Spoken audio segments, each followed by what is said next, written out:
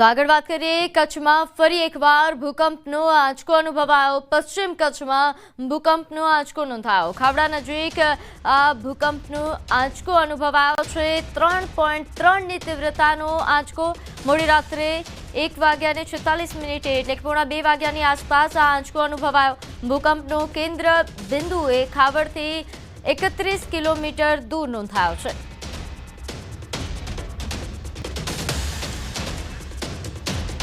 ઉકાઈ ડેમની સપાટીમાં વધારો થયો। હાલ ઉકાઈ ડેમની સપાટી 342.92 ફૂટ પર છે, તો ઉકાઈ ડેમનું રૂલ લેવલ એ 345 ફૂટ, ભયજનક સપાટી 345 ફૂટ છે। ઉકાઈ ડેમ હાલ 94% ભરાયો છે। ઉકાઈ ડેમમાં પાણીની આવક જે 1,22,458 ક્યુસેક થઈ રહી છે, તો સામે પાણીની આવક એ 1,22,458 ક્યુસેક કરવામાં આવી રહી છે। ઉકાઈ ડેમના 9 દરવાજા 6 ફૂટ સુધી ખોલવામાં આવ્યા, તો ઉકાઈ ડેમમાંથી પાણી છોડાતા તાપી નદી બે કાંઠે થઈ છે। નદીના કાંઠે આવેલા 27 જેટલા ગામોને એલર્ટ કરવામાં આવ્યા।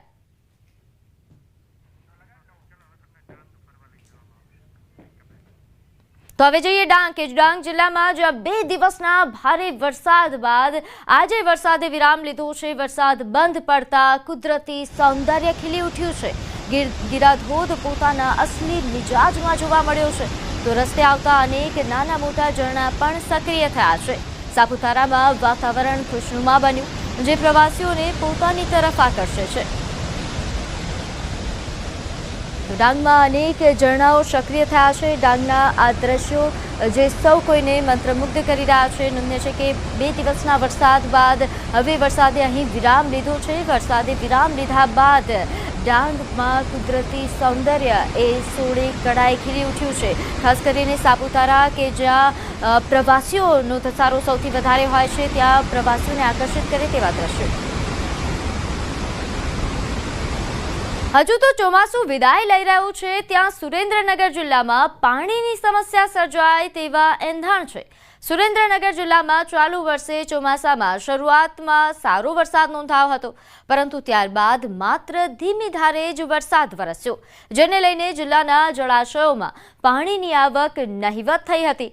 હાલ જિલ્લાના 11 ડેમમાંથી માત્ર 2 જ ડેમ સંપૂર્ણ ભરાયા છે, જ્યારે 9 ડેમ એ હજુ 70% જેટલા જ ભરાયા છે। આગામી સમયમાં પાણીની સમસ્યા સર્જાવાની શક્યતા છે।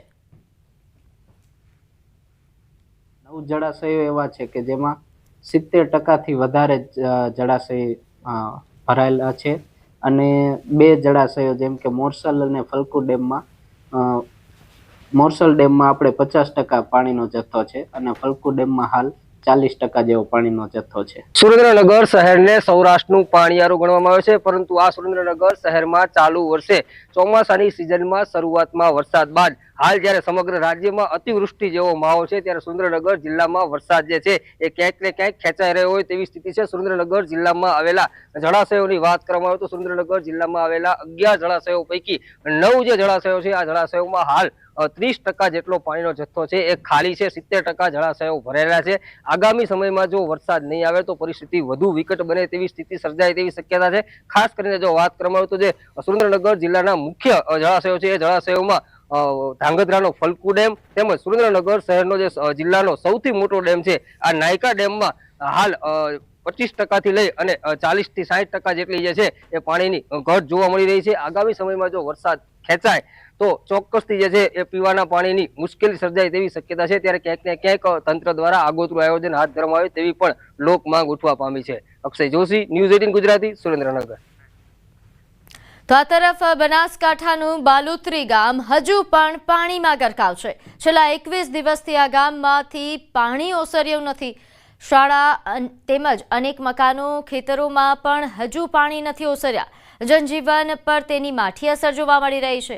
બાળકોના શિક્ષણ કાર્ય પર પણ અસર પડી રહી છે, જેથી ગ્રામજનો એ થરાદ પ્રાંત કચેરીએ પહોંચ્યા હતા, જ્યાં તાત્કાલિક ધોરણે પાણી નિકાલની વ્યવસ્થા કરવા માટે માંગ કરાઈ। ઉલ્લેખનીય છે કે વરસાદના કારણે વાવ, સુઈગામ, થરાદ પંથકમાં પૂર જેવી સ્થિતિનું નિર્માણ થયું હતું।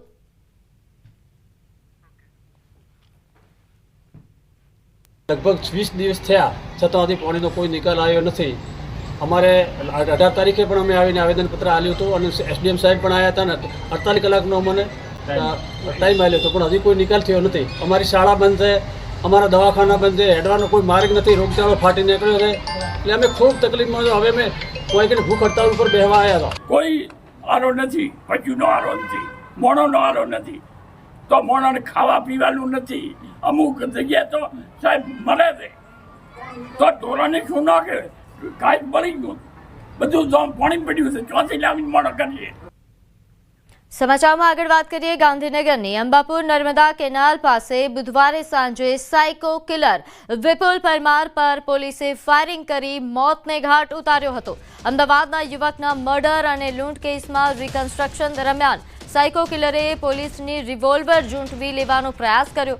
સામે પોલીસે ફાયરિંગ કરીને આરોપીનું ઢીમ ઢાળી દીધું હતું. આ કાર્યવાહીમાં પોલીસ કર્મીઓને પણ ઈજા થઈ છે. 20 સપ્ટેમ્બરની અજાણ્યા શખ્સે બંનેને માલમત્તા આપી દેવા માટે ધમકાવ્યા હતા.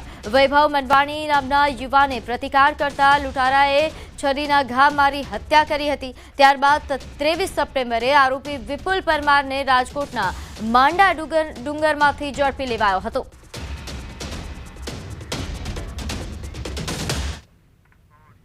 આશરે 4:45 વાગ્યેની આજુબાજુ પોલીસ ટીમ દ્વારા પહોંચવામાં આવે અને પછી ત્યાં જ્યારે રિકન્સ્ટ્રક્શન પંચનામું કરવાનું હતો ત્યાં આરોપી વિપુલ ઉર્ફે નીલ વિષ્ણુભાઈ પરમાર પોલીસના અધિકારીનું હથિયાર ઝૂંટવી લઈ અને પછી પોલીસ ઉપર ફાયરિંગ કરવામાં આવેલ. આ ફાયરિંગ દોરાન આ ટીમમાં સામેલ એલસીબીના પોલીસ કર્મચારી રાજેન્દ્રસિંહને ઇન્જરી થયેલ અને પછી આરોપીએ એલસીબીની પોલીસ કર્મચારીઓની જે વ્હીકલ્સ હતા સાથે આ ઉપર પણ ફાયરિંગ કરવામાં આવ્યો અને આ ફાયરિંગની જવાબી કાર્યવાહીમાં એલસીબીના અધિકારી કર્મચારીઓ દ્વારા પોતાના સૌ બચાવમાં જવાબી ફાયરિંગ કરવામાં આવેલ. એમાં આરોપી વિપુલ ઉર્ફે નીલ વિષ્ણુભાઈ પટેલની મૃત્યુ થયેલ છે અને જે પોલીસ કર્મચારી રાજેન્દ્રસિંહ ઇન્જર્ડ થયા છે. તો અડાલજમાં લૂંટ વિથ મર્ડર કેસમાં મોટા સમાચાર. સાયકો કિલર વિપુલ પરમારનું મોત. પોલીસ સાથેની અથડામણમાં મોત નીપજ્યું. પોલીસની રિવોલ્વર છીનવીને હુમલાનો પ્રયાસ કર્યો હતો. પોલીસની જવાબી કાર્યવાહીમાં મોત થયું. રિકન્સ્ટ્રક્શન દરમિયાન ફાયરિંગ થયાની ઘટના બની. સાયકો કિલરને અહીં રિકન્સ્ટ્રક્શન માટે લાવ્યા હતા ત્યારે સાયકો કિલરે પોલીસ પર હુમલાનો પ્રયાસ કર્યો હતો. પોલીસે સ્વ બચાવમાં ફાયરિંગ કર્યું હતું.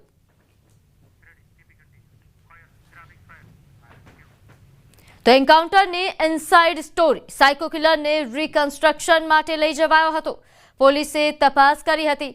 રિકન્સ્ટ્રક્શન દરમિયાન આરોપીએ હુમલો કર્યો હતો. પોલીસ પર હુમલો કરી રિવોલ્વર છીનવી પોલીસકર્મી ઘાयल થયો. जो हमारे बच्चे के साथ हुआ है वो हमारा भगवान देख रहा है और भगवान ने इंसाफ किया है. भगवान ने इंसाफ किया है. बेचारा वो बर्थडे पार्टी मनाने यहाँ से जा रहा था, उस पर अटैक हुआ है. इतना अटैक हुआ है कि हमारे सब दिल टूट गए हैं, हम खुद टूट गए. इतना अच्छा काम किया है, इतना जल्दी वैभव को जस्टिस मिला है, इसके लिए हम पूरी पुलिस फोर्स जितने भी लोगों ने इसके ऊपर काम किया है उन सबका हम दिल से थैंक यू करते हैं. अब बस हमारे बेटे को इंसाफ मिल गया. આગળ વાત કરીએ રાજકોટ નેલ સિટી ક્લબમાં અંગ્રેજી અને બોલિવૂડના ગીતોના ઠુમકા લાગ્યા. બોલિવૂડના ગીતો પર માતાજીની આરાધના તહેવારમાં ઠુમકા લગાવવામાં આવ્યા. ગત વર્ષે પણ આ આયોજક નવરાત્રી દરમિયાન દારૂના ગીત વગાડતા વિવાદ સર્જાયો હતો. પૂર્વ ધારાસભ્ય ઇન્દ્રનીલ રાજગુરુના ભાણેજ સમર્થ મહેતા દ્વારા કરવામાં આવે છે આ આયોજન. તો આ વર્ષે ફરી વિવાદમાં ફસાયા છે ઇન્દ્રનીલ રાજ્યગુરુનો ભાણેજ, જે વિવાદમાં ફસાયો છે. નોંધે છે કે આ પહેલા પણ આ જ પ્રકારનું આયોજન કરવામાં આવ્યું હતું. આ પહેલા પણ નવરાત્રી દરમિયાન દારૂના ગીત વગાડતા વિવાદ સર્જાયો હતો અને ફરી એકવાર બોલિવૂડ ગીતો પર જે રીતે અહીં લોકોને ઠુમકા લગાવવામાં આવ્યા નવરાત્રીના પાવન પર્વ પર, આ પ્રકારના આયોજનના કારણે વિવાદ સર્જાયો છે. નોંધ્ય છે કે જેના દ્વારા આયોજન કરવામાં આવ્યું છે સમર્થ મહેતા એ પૂર્વ ધારાસભ્ય ઇન્દ્રનીલ રાજ્યગુરુના ભાણેજ છે, જેમના દ્વારા સમગ્ર આયોજન કરવામાં આવે છે. ગરબામાં બોલિવૂડના ગીતો પર ઠુમકા લગાવવામાં આવ્યા, જેને લઈને હવે ચર્ચાઓ થઈ રહી છે. ગત વર્ષે પણ અહીં દારૂના ગીતો પર ગીતો વગાડવામાં આવ્યા હતા.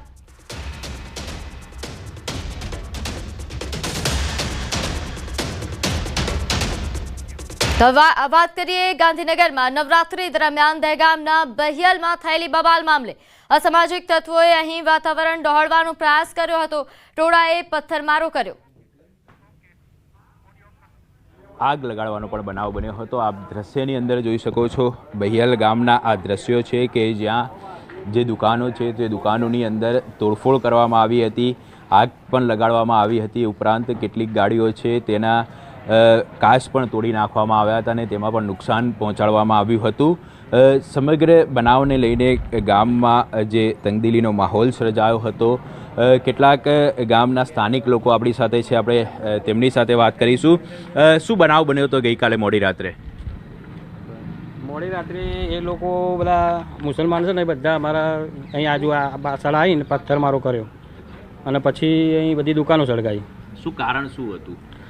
કારણ એક પોસ્ટના લીધે હતું, પેલું આઈ લવ મોહમ્મદ એમને ચાલે છે ને જે એના લીધે કોઈ બીજાએ પોસ્ટ કરી છે, પણ ભોગવાનું ગામમાં નથી.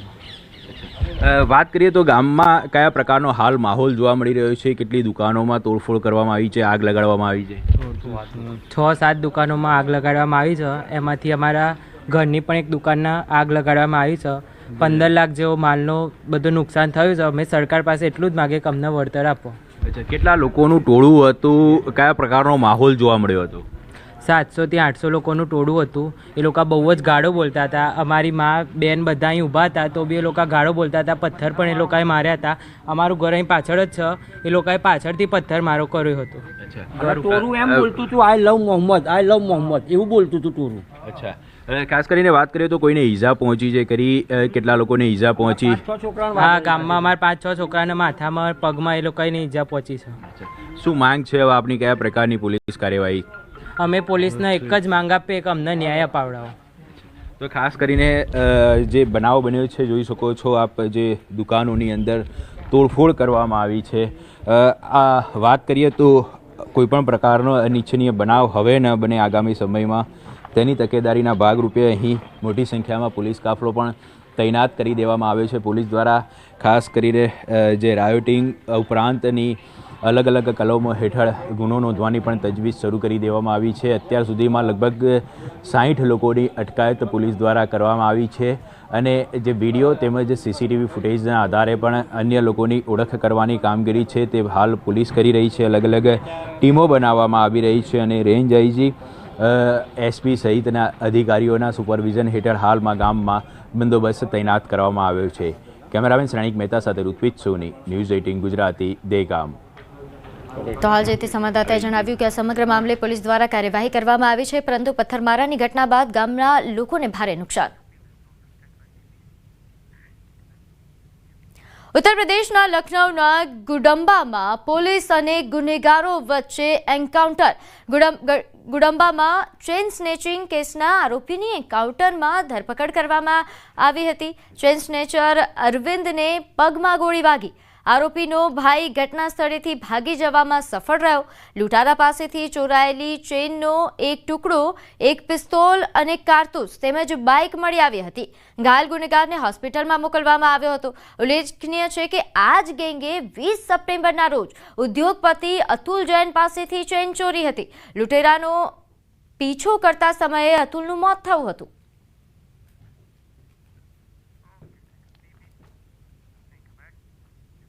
તો પોરબંદરમાં ગત 21 તારીખે સોરઠિયા પ્રજાપતિ વિદ્યુતેજક મંડળની સામાન્ય સભામાં પ્રમુખ પર લાફાવારીની ઘટનાનો વિડીયો વાયરલ થયો હતો. આ મામલે ભારે ચર્ચાનો વિષય બન્યો છે. જેમને લાફો મારવામાં આવ્યો હતો તેઓના પક્ષે આ ઘટનાને વખોડવા સહિત જ્ઞાતિ કક્ષાએ કાર્યવાહી કરવામાં આવે તેવી માંગ કરી છે. તો સામા પક્ષે જાણે આ લાફો માર્યો હતો તેમના પક્ષે પણ કરોડો રૂપિયાની ગેરરીતિના આક્ષેપો કર્યા. એટલા માટે ગત વર્ષની સાધારણ સભાની અંદર અશોકભાઈ શામજીભાઈ વારા, સંજયભાઈ શામજીભાઈ વારા અને વિનુભાઈ ડાયાભાઈ જેઠવા એમના તરફથી દરખાસ્ત મૂકવામાં આવી કે આ જગ્યા હવે વેચાણ અર્થે આપી દેવી જોઈએ, કે જે તદ્દન ખોટી અને વાહિયાત અને ઉપજાવી કાઢેલી વાત હોય.